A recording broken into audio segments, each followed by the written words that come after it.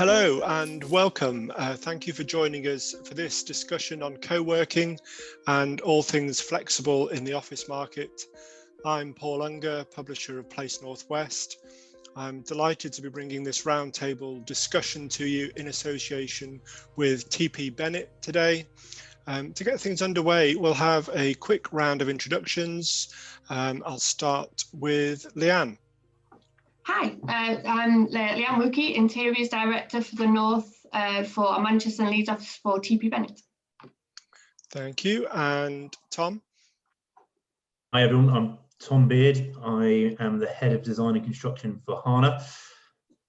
Okay, thank you. And David? Thank you, Paul. My name is David Porter. I am the partner in charge of office leasing and development at Knight Frank in Manchester. Thank you. And Leigh? Hi, Leigh Dimelow. I'm Principal Director and Head of the Northern Studios for TP Bennett. Wonderful. And Aurélien? Hi everyone, I'm Aurélien Collignon. I'm a partner at FORE Partnership, a sustainable and ethical investor developer in Europe. And we would ordinarily be hosting this in your building in Windmill Green in Manchester, Aurélien, but yep. Obviously we can't. So I wanted to start by asking you, how hard is it when planning a building like that at the moment to plan in the flex element?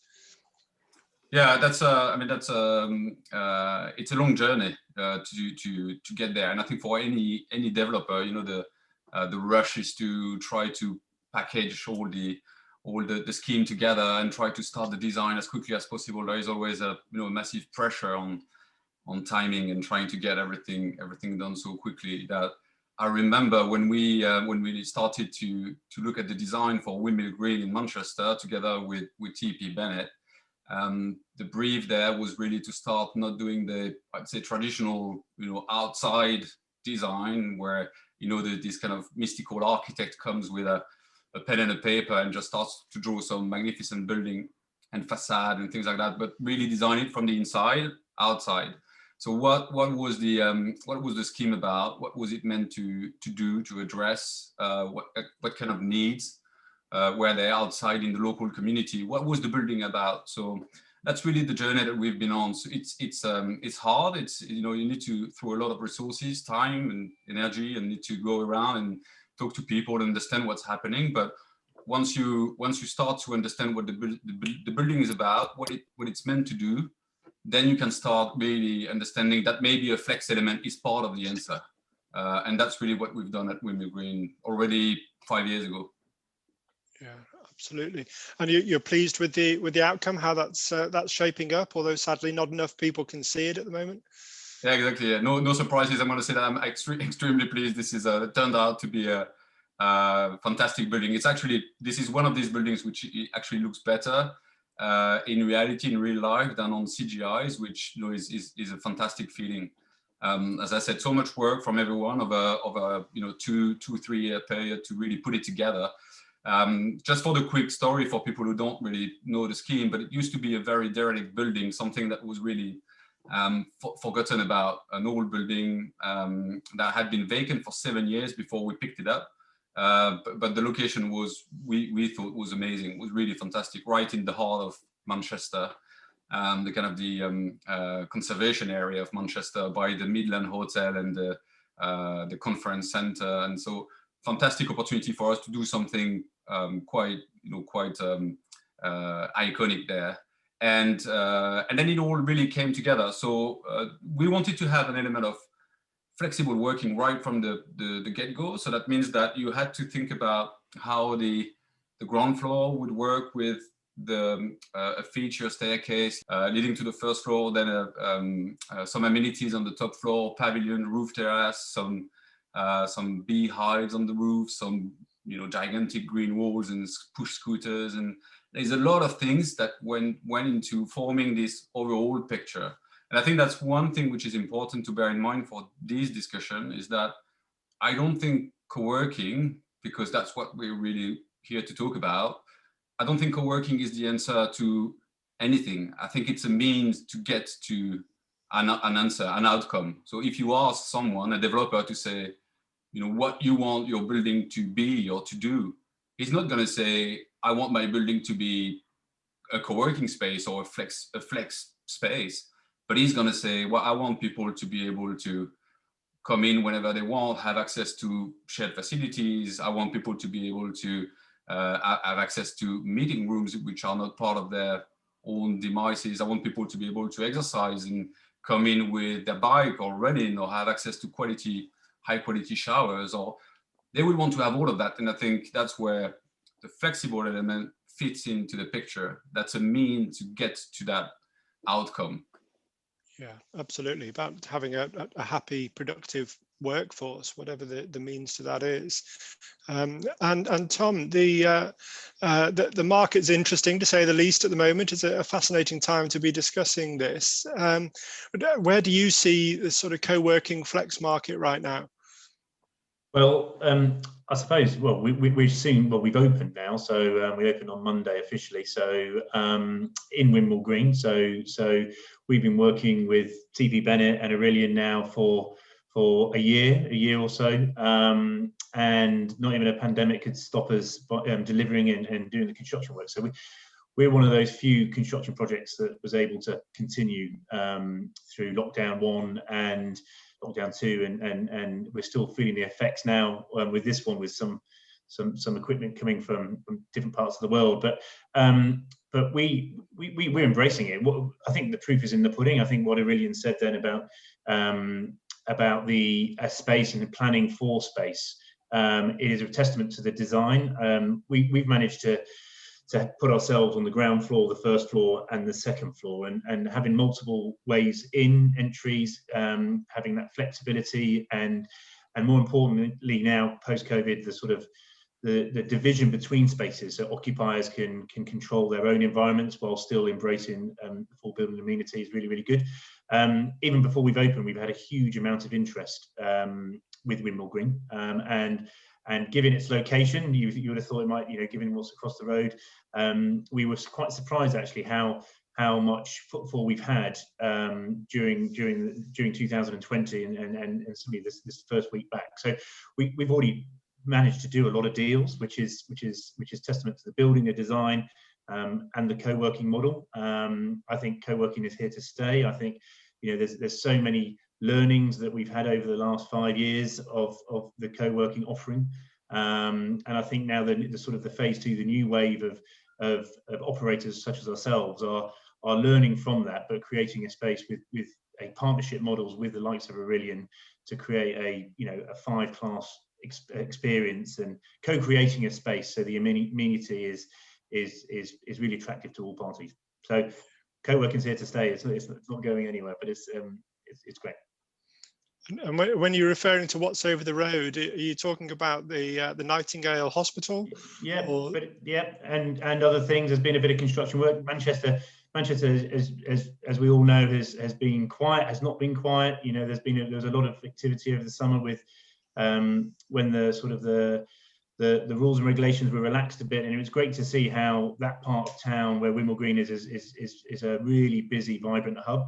I've got a soft spot for Manchester and the north, having studied here. So it was different to see the space in comparison to delivering space in London, and how more people took interested in the surrounding areas of Manchester, and how there's so many great assets there. Yeah. That's wonderful. Thank you. And David, give us a flavour of the perspective on the Manchester market from an agent's point of view. Where are we with sort of supply and demand, and what do you think the trends are around co-working and flex at the moment? So we've had a far better year 2020 than we feared when we started this pandemic back in March, when no one knew what was going to happen. But obviously a lot of things stopped, and a lot of interest in buildings went away. A lot of deals were put on hold, and the fear factor was that, coin another client of mine's phrase, will we ever let another single square foot of space this year, David? Which was the doomsday view back then.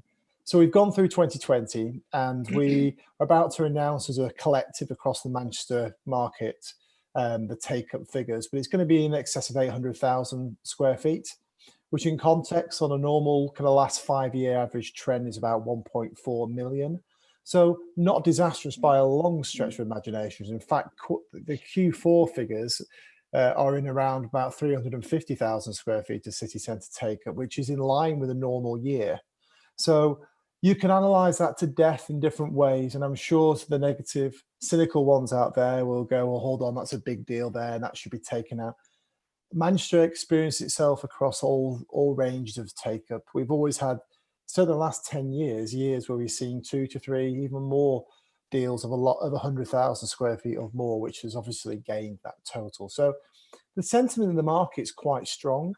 And what I probably should add at this stage, which is the obvious thing to say, but we often overlook it, is that service space or co-working space has always got a place in any economic cycle. So when we see markets dip, we see certainly an added interest in flexible space and people are downsizing. When we see markets surge, we see added flexible space to cover growth. So you can look at it absolutely both ways. But where we are now, in terms of the sentiment about flexibility that co-working and service office gives, I suppose it's now coming into its own. And that's mainly because people don't know what's going to go on in the next 2 to 3 years. And they perhaps want to lay a very short-term footing down whilst they get things in their own mind or in their own business settled. Or it's a case they're just taking stock from perhaps a lease event that's come around and they don't know really what they want to do or what size they need.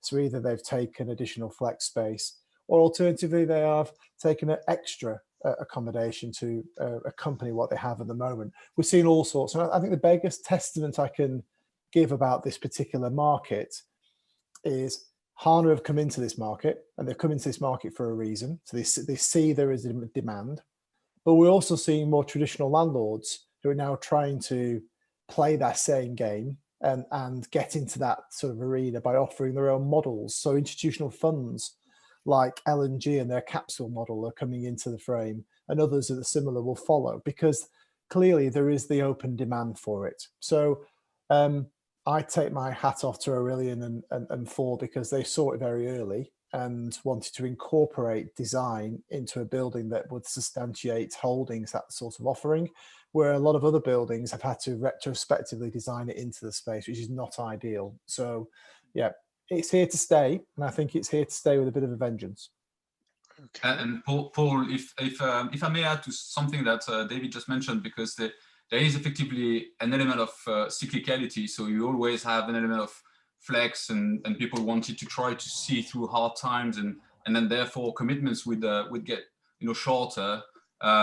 This time around, what there is a very interesting phenomenon, which is that it affected everyone. So we were talking about something which was just like a worldwide pandemic. There's nothing wider that can catch everyone very personally as well than that. So that means that the typical approach of a developer that is always trying to ride the circle and just to say, okay, what can I do? I'm going to do this project here. I'm going to move on. I need to fit it in with whatever, get some income, and then I'm going to replicate it and go somewhere else. Was not really working, because they had themselves to think about, oh, hold on a minute, I don't know what about like my business is going to do in the next 6 months or 12 months. I don't know how I can work with my staff through this period in 2019. Maybe what about 2020, 2021? People were struggling, and so for the first time, I think everyone was really sitting on the same side of the table, trying to solve a problem, coming at it from the same way.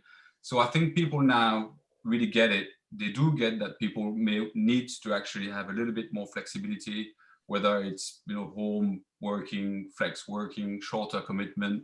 They do also get the fact that the space needs to breathe, healthy well-being, social interaction. I think that's something that we can maybe come back to, because it's quite a wide topic. But this time around, I think that was the big difference from before.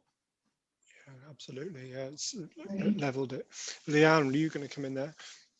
No, I was more just agreeing and nodding. I think the beauty is that I think co-working, when it first came in, as anything that's new, it came in and was seen as a kind of a flash in the pan, a trend that would kind of appear and kind of fade out. But I think what the beauty of co-working has done is it's shown businesses, whether you are a startup or whether you are a full established, blue chip company, that there is an element for co-work to be able to help any business, whether you are then small or large. It gives flexibility. It now gives global presence to some companies that wouldn't have been able to do that without having to, take a space in a building, take up rents, have 5 to 10 year lets with breaks in clauses. I think the beauty of a co-work is that it really is given that flexibility. I guess co-work is almost evolving in its entirety. It's already learning and evolved from, I will say, the early days of the WeWorks that came in. The beauty is that yes, there's parts of that model that needed to evolve and change, but people have looked at that as when you learn with any process, the idea of what worked, what lessons learned that you could take away from that, what people, the feedback, what companies wanted more of. And I think what's come from the earlier models is that kind of quality, that well-being that Aurélien was kind of alluding to, it is fundamental. People are looking for an experience as well as something that gives them that sense of well-being and the flexibility that you didn't normally get in a traditional way of working or a traditional workspace. So it's quite, for us, it's really good to actually see how it works. It's worked for themselves. Obviously, we design on a regular basis. We're constantly looking for that next, the next way that we can help businesses develop, whether it is, developers, it's our clients direct from a tenant point of view, whether it's shareholders. At the end of the day, I think a co-work works on all levels for all people because it has the best interest of the individuals, and it has. I know flexibility is the word, but it really does have that. We need another word for it, but it kind of has the ability, almost like touched on in the past, but it has that kind of a build to rent kind of scheme where people aren't buying houses anymore; they're renting them because they're buying into an experience and a community that they wouldn't necessarily be able to get if they bought a standalone home, where they have to deal with all the problems that come with that.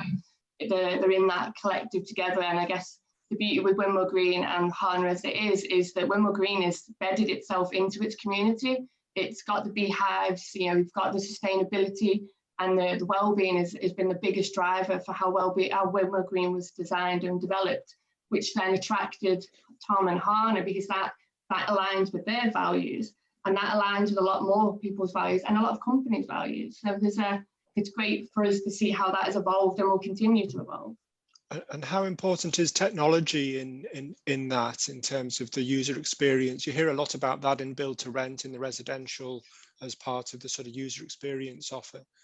It's fundamental. I mean, we couldn't have these conversations this evening if we didn't have connectivity. I think we completely underestimated how well and how much we need connectivity until you're in this scenario where we're now all working from home. I know for one, I thought my connectivity was amazing until I tried to send information out or tried to jump on calls with people around the globe. All of a sudden, you realise that there's something fundamental that you take for granted when you go into your workspace, and that when it comes to co-work is now becoming the driver. It's connectivity, fast connection. And secure connection. That's something that was always dabbled with. Oh, it's not really secure, it's fast, but is it this?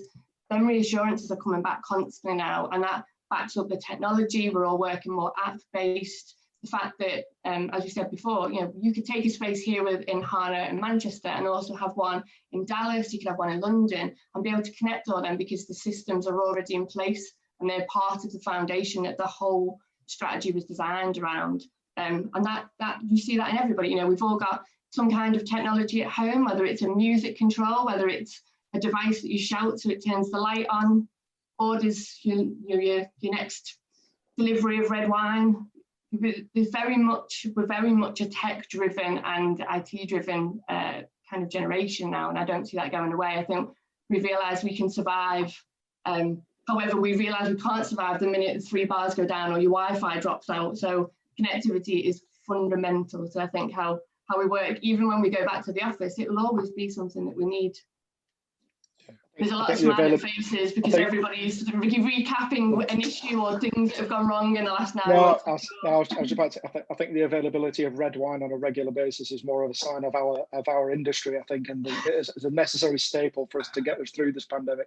I think just circling back to a point that Aurélien made, I think it was very well made, about how you actually start the concept of a building with the developer. Although you're not necessarily focusing on trying to make it a co-working building from the outset, you really do need to think about the flexibility of the building in its own right to make sure it covers enough bases to make it appealing to every single part of the market. And although a tenant may not be coming to a building because it specifically has a co-working aspect in it, it is something that we are seeing more commonly being on a wish list or a desire list from tenants that we're working with that are looking for space in buildings, where it does have that added flexibility to give them something else within that building. So they may be able to look at how they populate the building themselves slightly differently. So I think, I think Windmill Green and Hana, for me, were probably a match made in heaven in terms of how we wanted to actually evolve that building with Aurélien in the first place, in terms of how you've got the different aspects of the building and its direct impact at street level around the aspect facing onto the conference centre, really trying to get something that adds to the vibrancy and the active setting of having an operator such as that on the ground floor.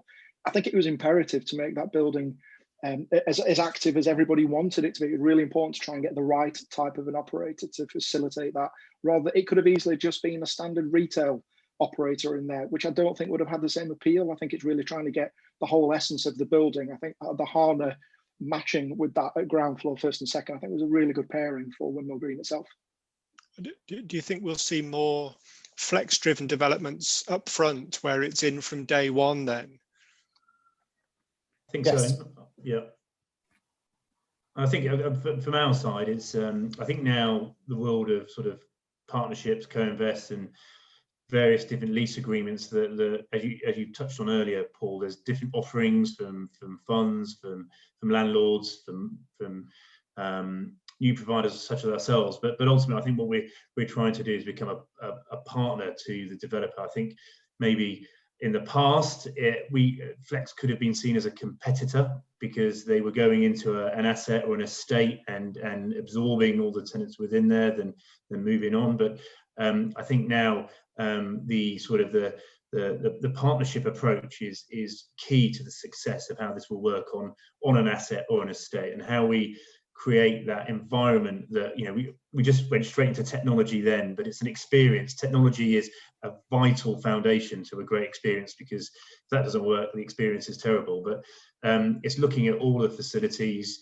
What the team have done from the base build is create correct me if I'm wrong, the biggest office terrace in Manchester within the building, with fantastic views. The sustainability and the legacy of that building and how it was refurbished is phenomenal, and I think that's what end users are looking for. And getting in there early is key to that. I think what Aurélien did is probably went a long way down the road with it, but looking at M&E plant sizes, looking at regulatory requirements for some of the densities we put in. Maybe we could try and, I'm a great believer in doing things once and doing it properly, so there's no taking down of work and reinstating. There's trying to have a real sustainable story that the wastage of a build is minimal between the landlord building a base build and a tenant taking it over. So I think it's definitely not perfect, but I think what we're seeing now is a lot more hard work front end to allow us to plug in the flex space. And ultimately, once the perfect solution is there, we'll be able to plug in the flex space and open with a matter of weeks of the base build finishing, instead of waiting 3/4 of a year after the base build has finished to ultimately get the first bums on seats. I think it's an important point as well, that the whole sustainability drive that everybody's focusing on at the moment. I think careful consideration of that base build design from the outset, as was done at Windmill Green, to make sure that when you've got an operator such as Hana and Tom's team coming in that may want to more densely occupy a floor plate, that you may not necessarily provide the number of toilets, for instance, on that floor plate to suit those as a very specific occupier, but give them the easy ability to expand away from the core where you have designed the toilets. So you're not completely having to rip absolutely everything out. A simple extension of a toilet core wherever you need to put it. I think careful consideration of those kind of things from the outset really helps both developers and co-working operators and any tenant coming into the building as well. You're never going to get a one-size-fits-all in terms of occupancy and densities in buildings. And I think it's really important to make sure that you try and provide as much flexible expansion of those facilities as possible, whilst keeping the sustainable agenda front and foremost in terms of what we're looking to do as an organisation as well. And if I may, Paul, add to that, which is a proper brain damage now for developers to try to put all of these pieces together, because not only it was hard to secure a well-located site before, where you could actually do a development, a relevant development, go and let it and move on. Now developers are scratching their head really about flexible offering, but also there is this whole discussion about ESG, social impact, sustainability, and it's hard. It's hard because most parties out there don't have all the tools to do it, or the skills or the knowledge, but they're starting to ask questions really. So we see more and more people also knocking on our door, us like very humble, for partnership. It's 7 of us in the team. We're not a huge multinational with company with thousands of employees. It is 7 of us, and we've just been banging on about all of these values and notions about our mission for 10 years. So that's where we've kind of accumulated all that knowledge. It is not an easy thing to do, and you really need to get out there and try to figure out and meet with people and do your first mistake and try again. And if you look at Women Green, no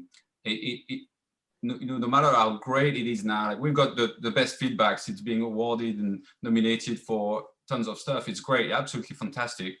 We've made a lot of mistakes with it, and we've learned a lot out of it. And now we're doing, the version 2.0, 3.0. We're doing other things. We're looking forward already. So I think the challenge for most developers out there is to understand how the flex element is actually relevant in their scheme, in their location, and also how does it fit with all of the rest, which is technology, which is social impact, which is community. And once you start to really put all of that together, well, you realize how much time and energy it takes. But it's becoming relevant anyway, because if you had, I think it was 2 million people were working under a flex arrangement. There were like 2 million, co-working members in the world last year. It's the plan is that there would be 5 million next year. I mean, you see the trend. So yes, there is a little bit of cycles that David was rightly mentioning before, but it is there. It is providing a lot of services, and it is answering a lot of the needs that people have and companies have. 68%, I think, of the UK businesses have an element of flexible policy. This is like 68%. So 2/3 of all the businesses in the UK have an element of flexible policy in what they do already today. So you can't miss 2/3 of the market if you're a developer and you want to secure some lettings. So people will have to get out there, and they will have to really try to put it together, team up with the architects which are forward thinking, and also understand the market that they are in, with local agents having the knowledge and knowing who's there. I think the beauty of what you just said there as well is that you've got that. It's probably the right way to say it as well, is that there is 2/3 of people who've got that flexibility, and it is a case of, yes, we're all working from home now, but that trend, even though there'll be a flexibility there will always be a place for the office, for the co-working, for a place where we can go and work away from our everyday. I mean, as lovely as it's been working from home for the last 9 months, there are elements that you do fundamentally miss as a human being. David's face is a picture.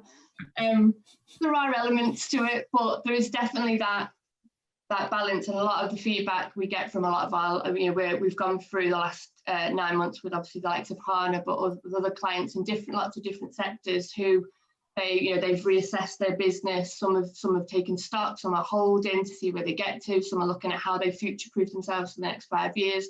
But I think the one conversation that's constantly on the table is that we don't see the office disappearing. It will be an alternative version of itself. And I think the beauty of a co-work or a flex space that is within in a building. It allows businesses to have that fluidity that they need, whilst we go through this quite transient and it's all uncharted territory. None of the world has been through this before, not in our day and age. Obviously, we've been through recessions, but it's a different kettle of fish, as Aurélien was saying. We've all been affected by this. So, but I think there is definitely, from our point of view, it's trying to think of what will happen. Obviously, we will go through this curve of having the kind of working from home and that flexibility, but it is making sure there is space in the market to make sure that these space, we do come back to offices that do give, but we are coming back as people who want better things we want that better balance. And I think the beauty of the co-work is that they're showing the way that businesses can go back and how they can offer that as a bolt-on for them, rather than them trying to make it and manufacture it and their own culture internally.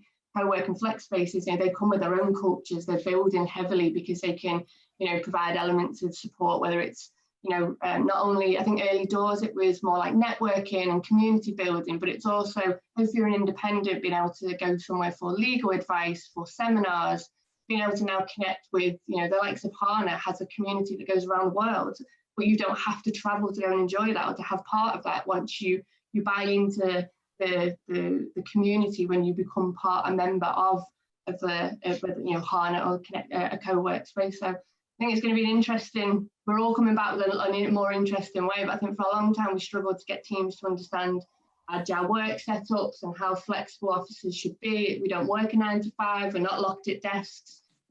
How that comes back, I think, is going to come back tenfold. I think when it comes to co-working's here and it's here to stay, I completely agree. I think it's coming with a vengeance. Okay, Leigh, I just about to say, I think there's two parts to this as well. I think there's been, every organisation under the sun has done the usual thing of trying to fix the social distancing aspect over the last nine months or so, which for me is something that was, is a moment in time, and it was otherwise a blip in what should otherwise be, a day-to-day in the life of a normal office. And I think that the people out there, particularly the larger organizations, are actually looking at not making knee-jerk reactions and changing things lock stock, and actually saying, let's actually look at where everything lands in the summer or even into Q3 of this year, and planning from there, and not actually cancelling out contracts and leases on buildings and things, but trying to take stock for a second and actually figure out, what does the future look like? Let's not just panic and change the way we work forever based on what is only in relative terms a relatively short period of time. I think the office world will still be there in 2 or 3 months' time once we get outside of this current lockdown.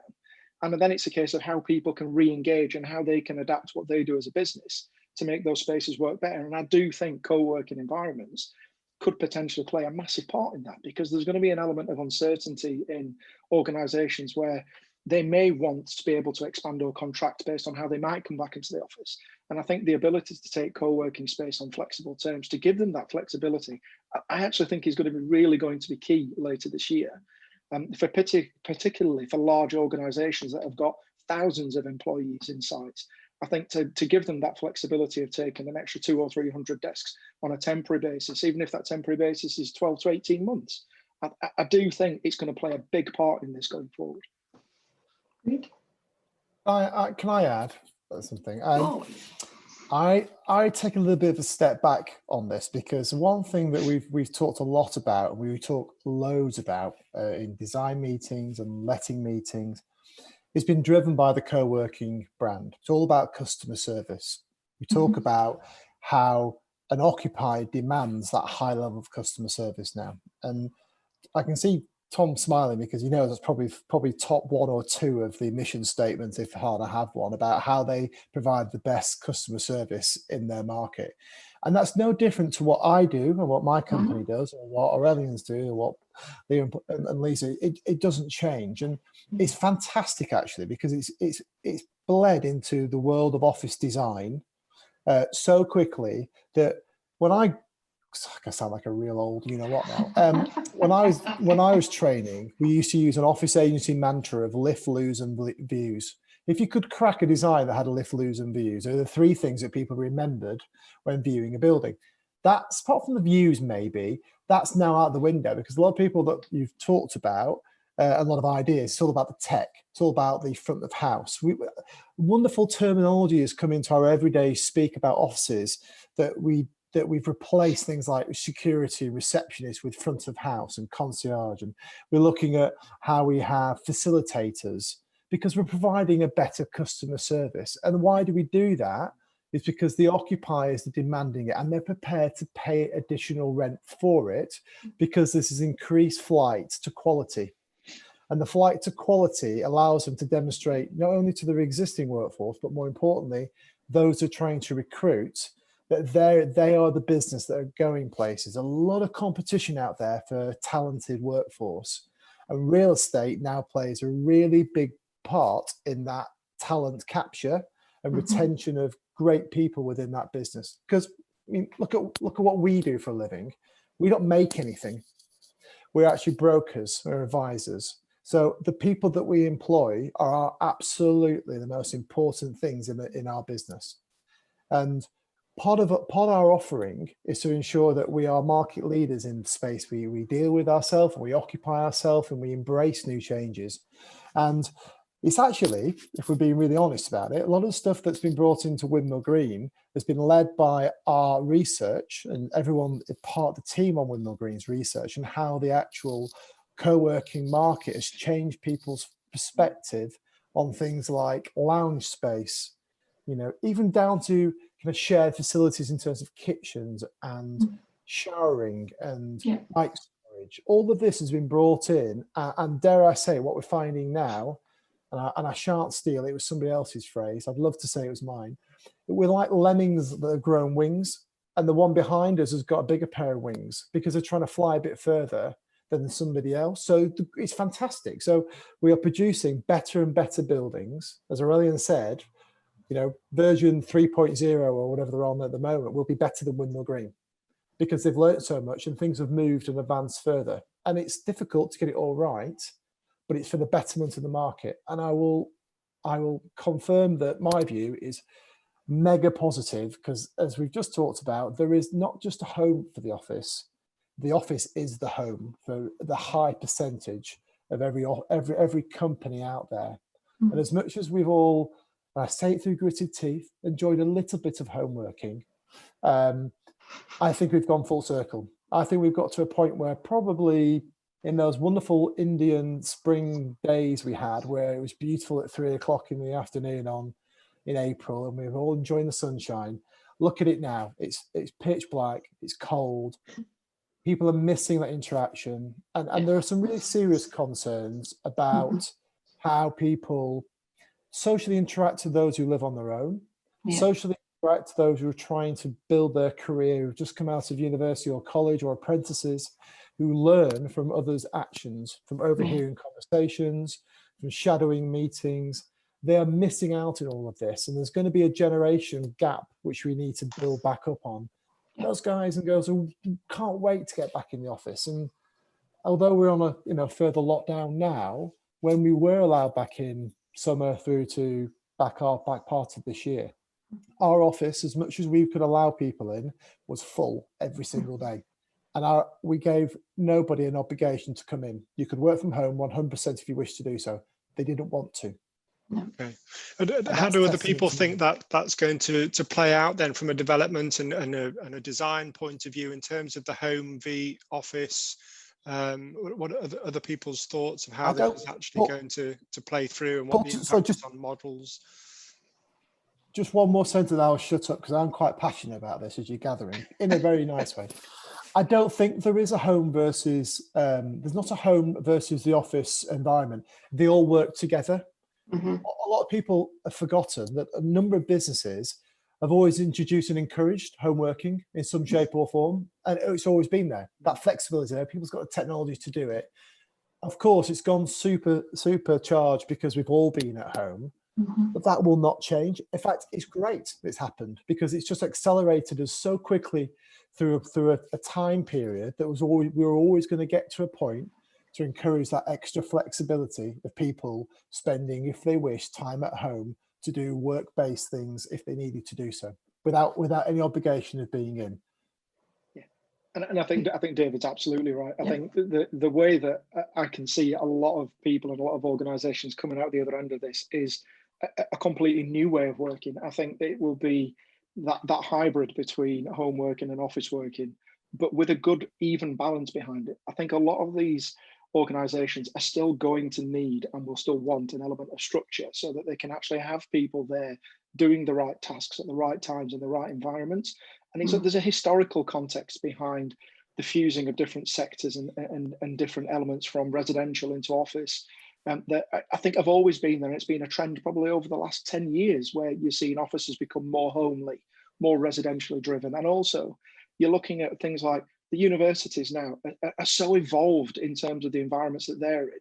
And all those younger people that are coming into our professions now are coming from areas where, I use this phrase very lightly, but where they were spoilt in terms of the environments that they had to learn in, that they now have got a set level of expectation that they expect to be in the office space nowadays. And I think it's a beautiful marriage of those three elements. I think the residential, the learning, and then the office coming together. It starts to blur those lines between those different spaces. And what it does do, it provides different environments for people to do different things when they do come back into the office in this more flexible hybrid way.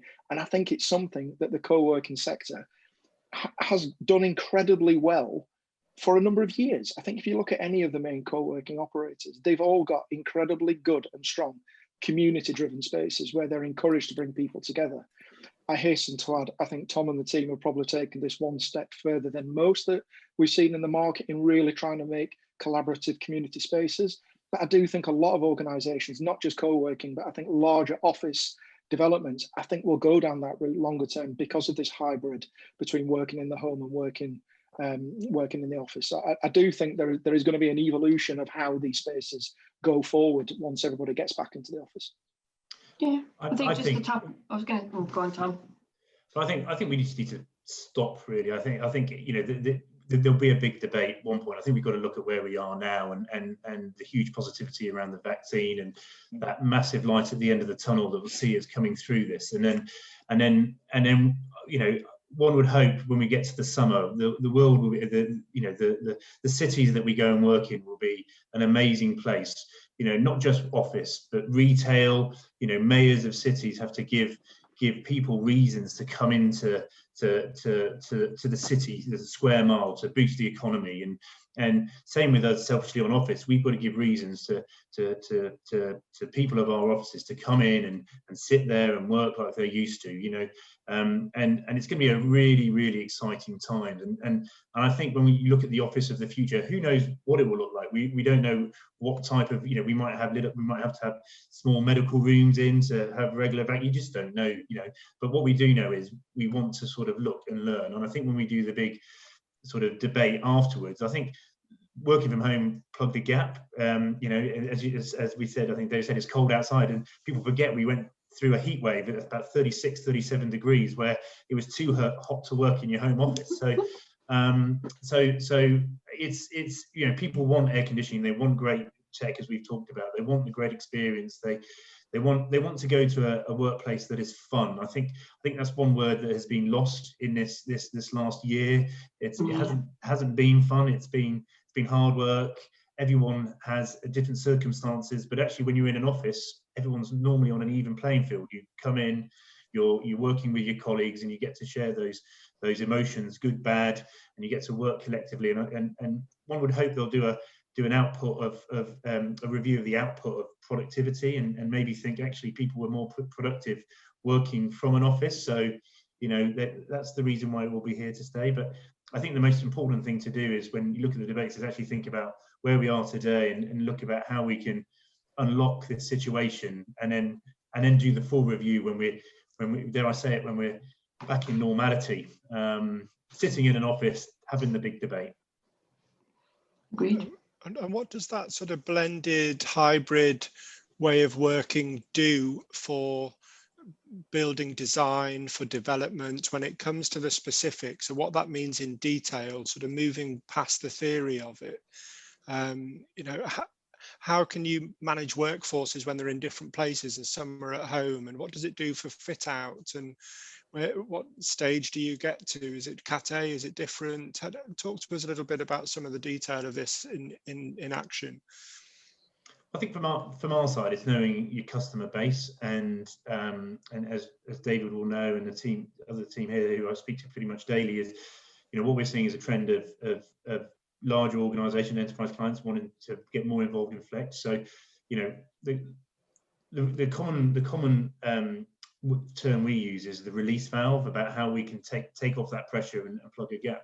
How does that factor into the design and what we do, Paul? It's the flexibility of what we do, and it's making sure that the designs are, you know, it's all in the word, and it, you know, flex is, you know, super flexible buildings will be the key to that, and having partnership agreements and working with developers very early on when they're just starting to do the drawings.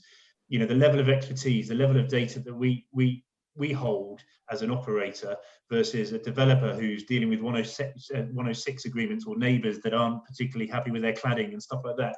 We can let them do that, and we can help them design the interiors, because ultimately, you know, it is a marriage made in heaven, where the fit out and the Cat A is there, that is sustainable and minimal wastage. You know, I'm a believer of shell and floor maybe more than Cat A, because ultimately when you go into a cellulized world, it breaks my heart taking down all those lovely services and finishes when they've just been installed. So that's the area of I think the biggest improvement going forward. Always Flex will probably have a different way of delivering spaces, you know, small, medium, large suites that we have to cater for, but actually having that flexibility to make them into various different sizes is key.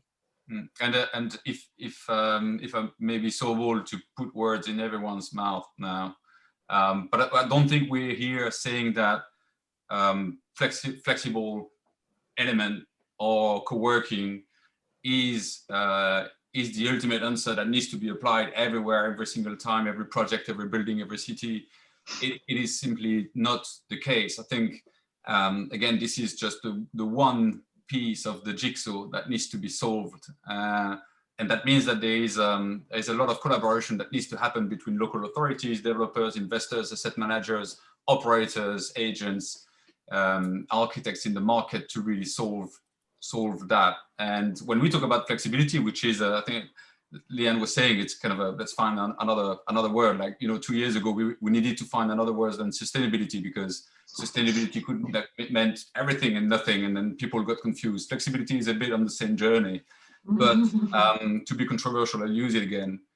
To provide flexibility and offer flexibility, the Cat A needs to be already enabled in a way that the operator can come in and create something relevant. So what we do, and Tom is completely right, is that now our version 2.0 and 3.0 that I mentioned at FORE partnership is looking at delivering shell and floor, and then that means that there is way less wastage of, you know, Cat A. So we deliver Cat A minus, if you want, plus a contribution, and then we work even more collaboratively with the prospective tenants that are coming to say, well, now we work together. Yeah.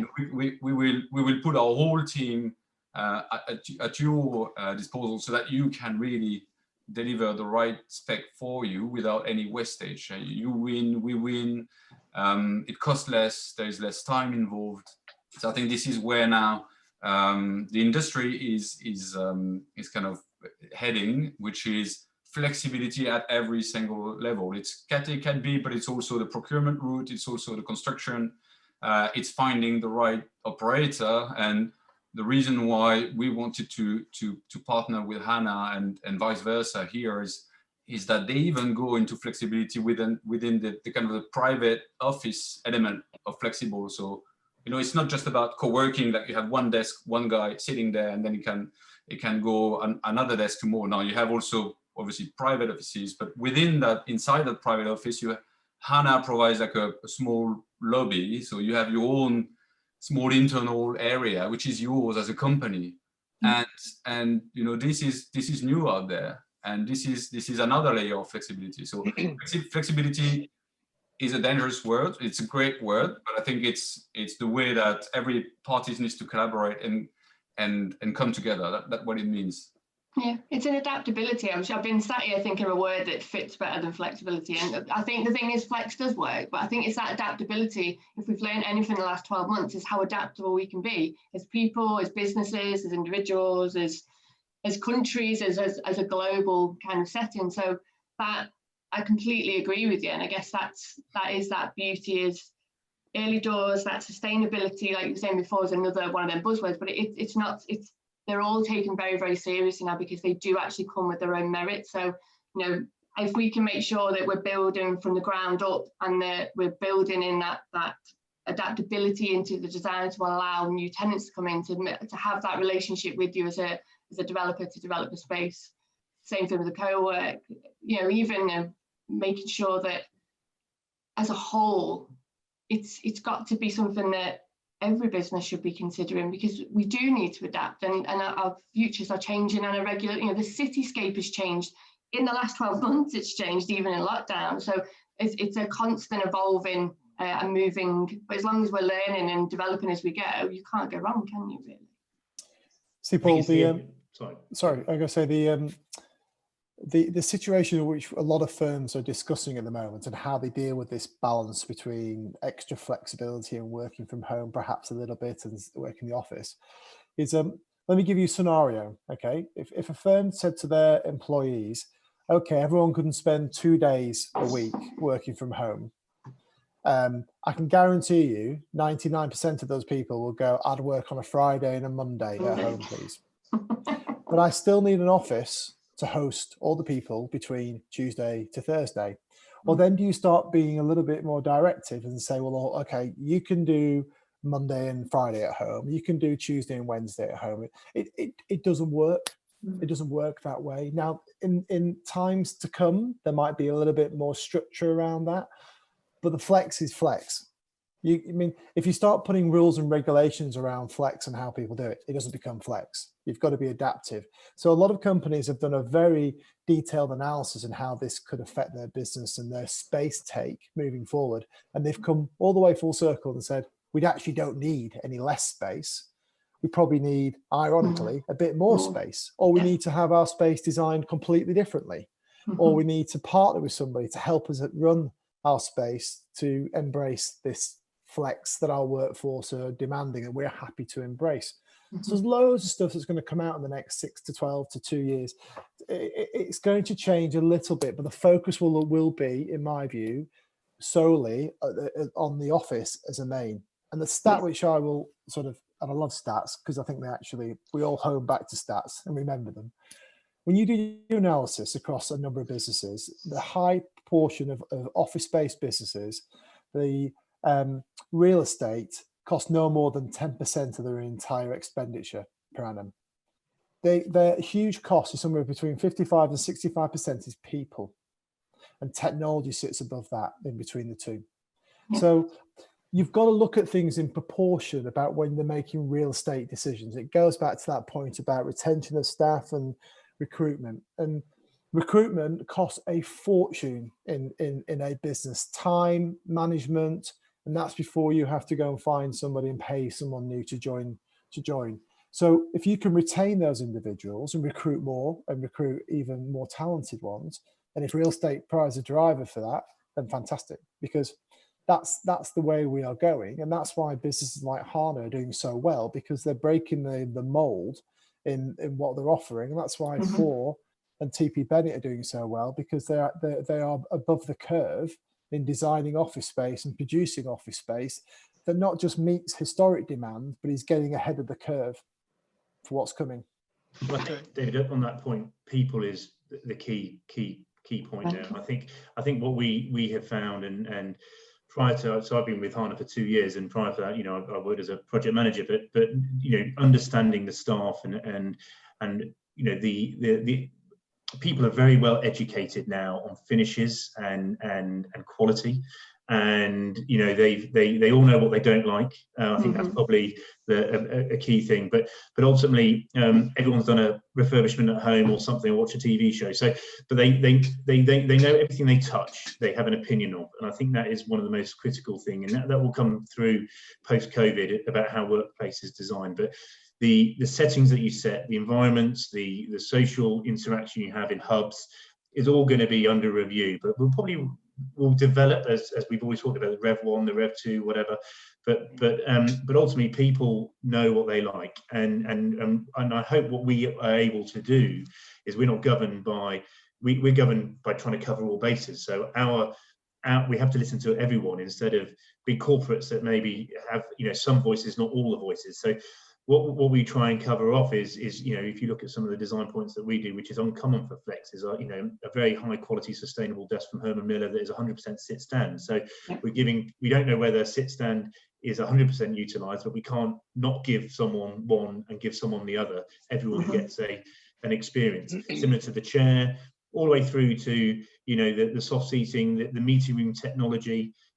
This time last year, hardly anyone knew what a Zoom was or Teams, and you've done everything from bingo to pub quizzes to board meetings through to doing deals, and I'm sure, David, you did many building visits and the like. So technology is a key piece to that, but actually investing in continued technology year in year when it gets updated.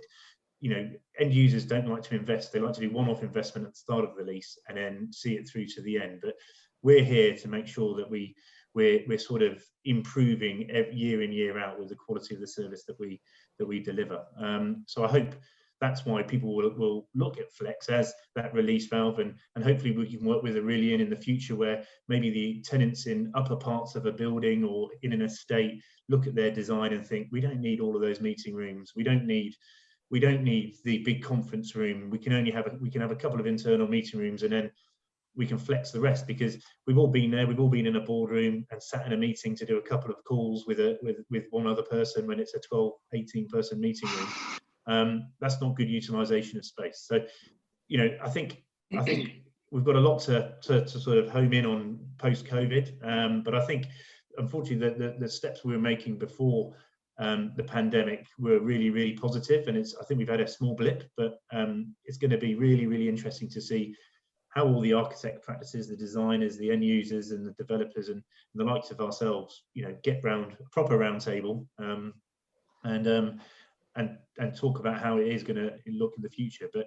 it's making sure the people, the environment, and the workplace is a fun place to go to. I think that's the most critical thing.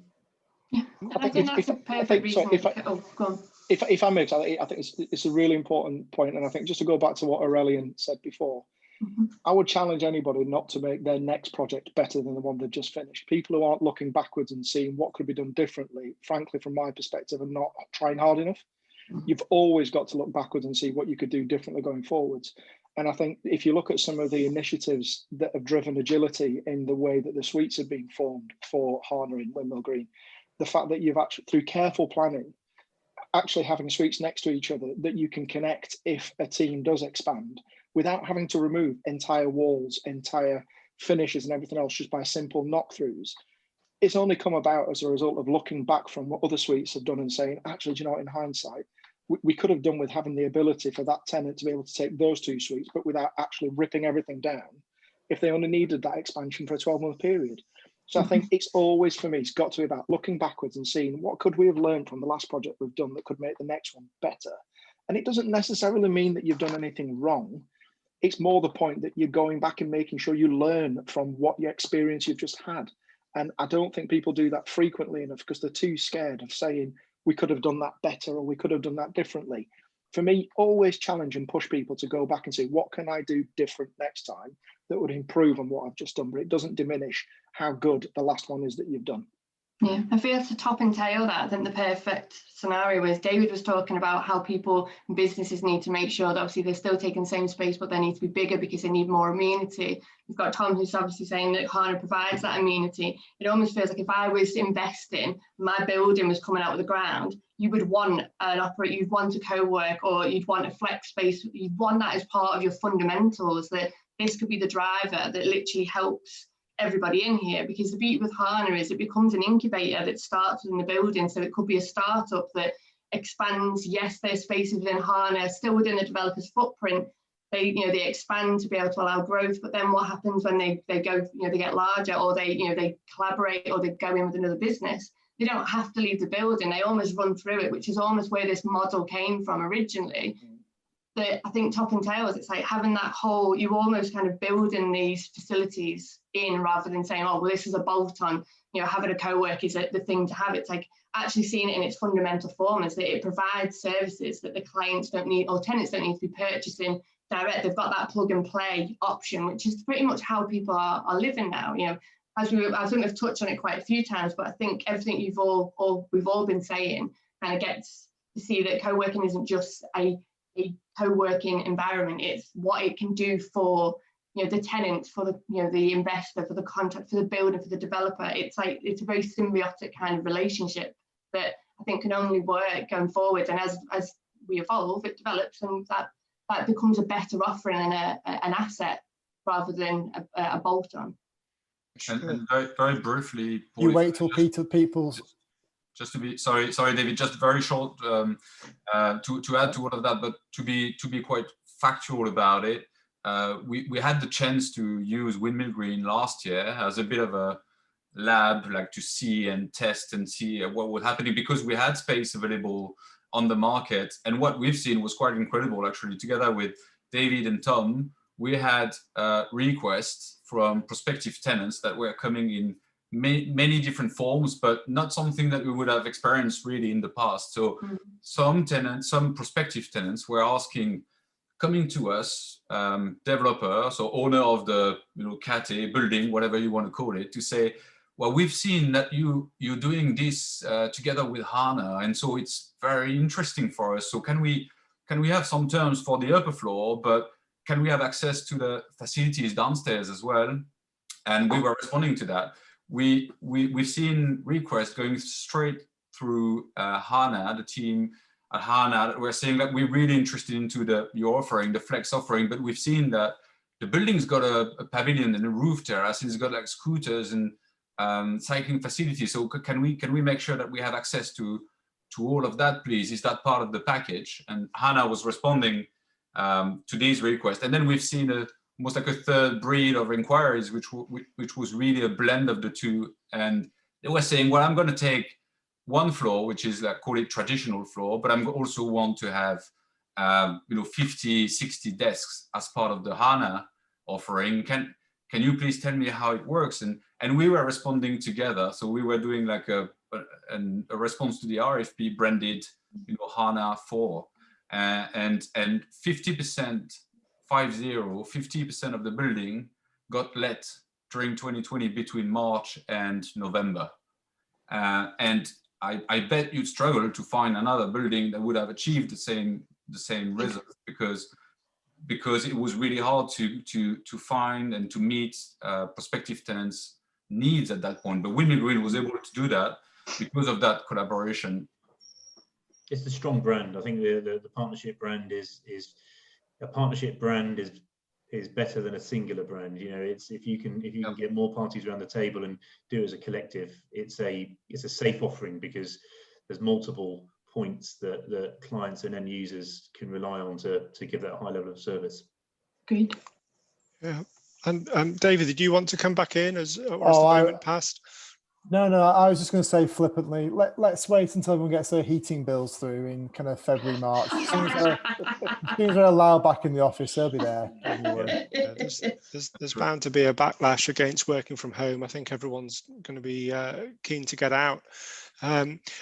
Leigh, I'll start with you and then go around the table. Just as we wrap up, we've talked about where things are going. Give us your sort of crystal ball future gazing of where we'll be in 5 years' time when it comes to the flex office market.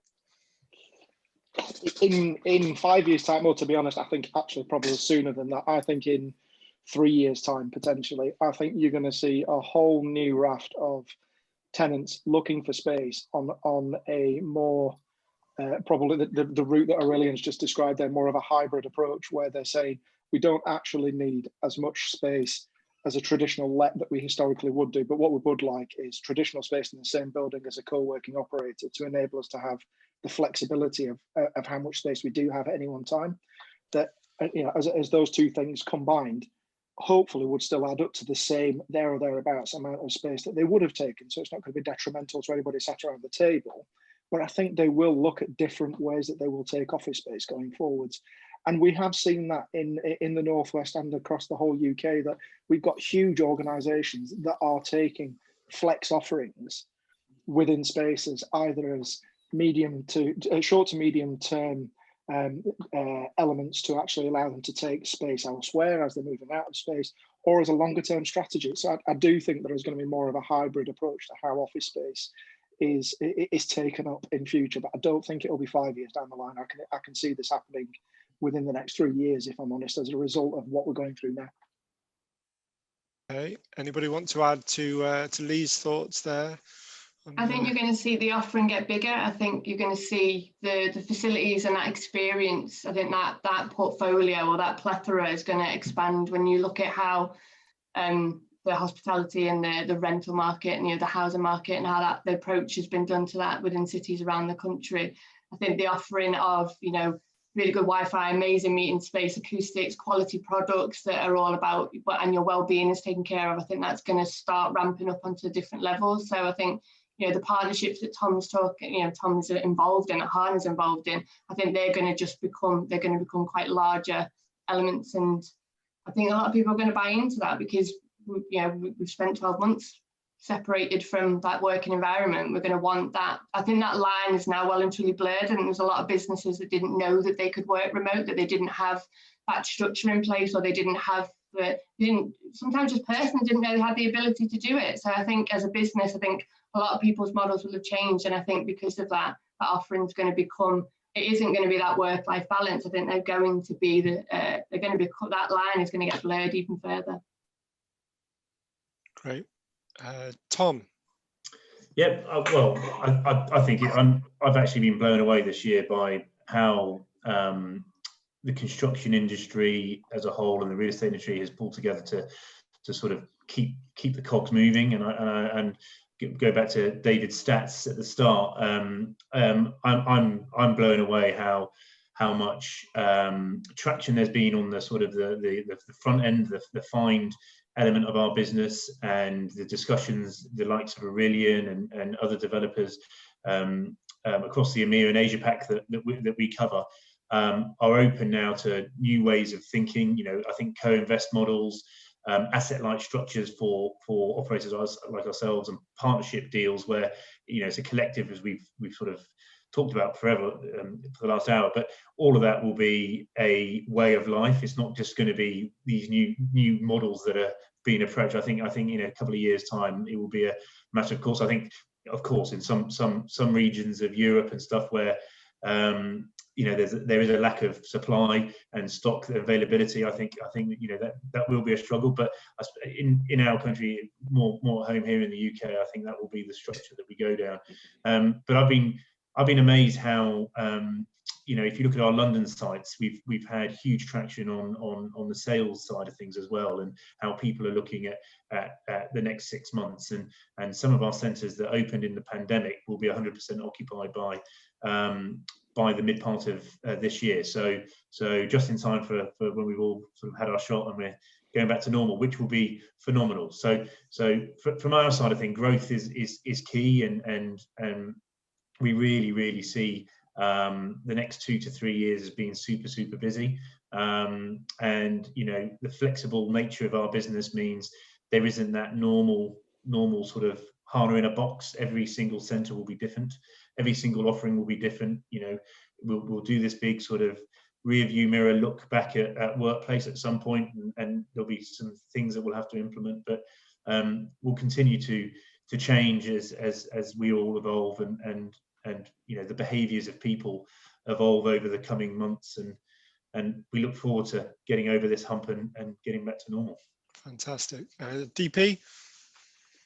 I agree with all that. I think flex is here to stay. It's going to get certainly the demand for it will increase. I mean, what I will add is perhaps something slightly left field.